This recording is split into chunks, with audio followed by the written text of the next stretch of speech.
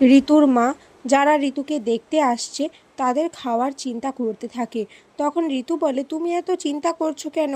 আমি বলে দিয়েছি এক্ষুনি চলে আসবে রান্নার লোক, এত বেশি ভেবো না। ঠিক তখনই কথা কায়দা কানুনের পুরো টিমকে নিয়ে ওখানে চলে আসে। ঋতুর মা সবাইকে দেখে অবাক হয়ে যায় আর বলে, এ কি ছেলে সে? এদের দেখলে আমার গা পিত্তি জ্বলে যায়। আর একজন আছে না কথার বর, কি যেন নাম, হ্যাঁ এভি, সে এভি একদম উড়নচণ্ডী ছেলে। এদিকে এভি এই সমস্ত কিছু শুনে রাগে জ্বলে যাচ্ছিল। কথা এবং বাকি সবাই এভিকে বলছিল কন্ট্রোল করার কথা।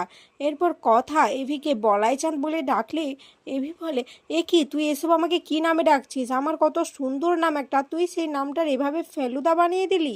প্র্যাটি ঋতুকে শাড়ি পরা অবস্থায় দেখে নিজেকে কন্ট্রোল করতে পারে না, কিন্তু ঋতুর মা থাকায় অনেক কষ্টে নিজেকে সামলে নেয়।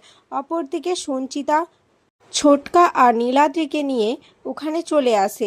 ঋতুর মা ওনাদেরকে খুব আপ্যায়ন করে। সঞ্চিতা বলে, আচ্ছা ঠিক আছে, কিন্তু আপনার মেয়ে কোথায়? আর আরেকটা কথা, আমার ছেলে কিন্তু আসবে না।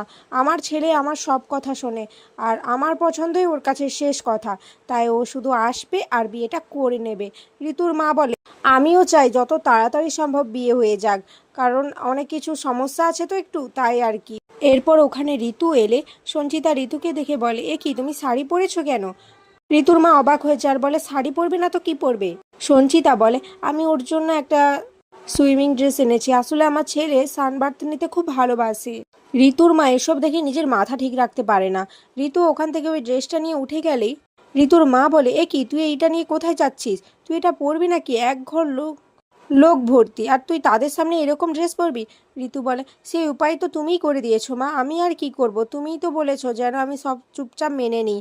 আর তাছাড়া বিদেশি শাশুড়ি, তাই তো তার কথা মানতেই হবে, তাই না?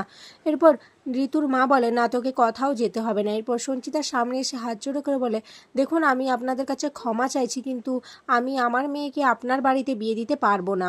ছোটকা তখন বলে, দেখেছিস তো দিদি, আমি বলেছিলাম না এইসব মধ্যবিত্ত টিপিক্যাল ফ্যামিলির সাথে বিয়ে ঠিক করিস না নিজের ছেলের, কিন্তু তুই তো শুনলি না।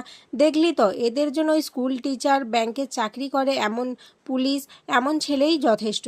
ঠিক আছে। এরপর সঞ্চিতারা ওখান থেকে বেরিয়ে যায়। কথা অগ্নি এরা ভাবে যে তাদের কাজ হয়ে গেছে। তারা তাড়াতাড়ি সমস্ত কিছু গুছিয়ে ওখান থেকে বেরিয়ে যেতে যায়। এদিকে ঋতুর মা ওই সঞ্চিতার ওপরে খুব রাগ দেখাতে থাকে, আর ওদের পরিবারের ওপরেও খুব রাগ দেখাতে থাকে, বলে গজগজ করতে থাকে, বলে ওরা বলে কিনা আমি আমার মেয়ের সাথে পুলিশে দিয়ে দেবো। এদিকে কথা এভি গুহবাড়ির সবাই খুব খুশি হয়ে যায়, তারা তাদের প্ল্যানটা সাকসেসফুল করতে পেরেছে। আর এখানে আজকের পর্ব শেষ হয়ে যায়। ভিডিওটি ভালো লাগলে লাইক কমেন্ট শেয়ার করে দেবে।